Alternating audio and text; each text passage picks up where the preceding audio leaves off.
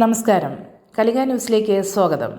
കൊല്ലം കടക്കലിൽ രാസലഹരിയുമായെത്തിയ പ്രതികളിൽ ഒരാളെ rural dance എസ്.ഐ Jyothish ചിറവൂരിന്റെ നേതൃത്വത്തിലുള്ള പോലീസ് പിടികൂടി.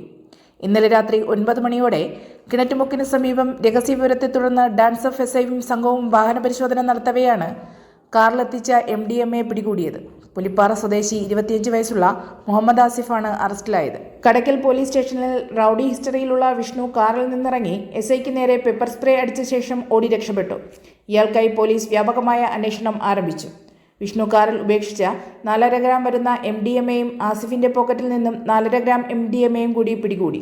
2 ഫോണുകളും ചെറു പാക്കറ്റുകളിലായി നിറയ്ക്കാൻ കൊണ്ടുവന്ന സീൽഡ് കവറും കണ്ടെടുത്തു. മോഷണക്കേസും കഞ്ചാവ് കേസും ഉൾപ്പെടെ നിരവധി കേസുകളിലെ പ്രതിയാണ് ഓടി രക്ഷപ്പെട്ട ഡാൻസ് ഓഫ് സംഘം കസ്റ്റഡിയിലെടുത്ത ആസിഫിനെ കടക്കൽ SIക്ക് കൈമാറി. അറസ്റ്റ് രേഖപ്പെടുത്തിയ പ്രതിയെ കോടതിയിൽ ഹാജരാക്കി റിമാൻഡ് ചെയ്തു.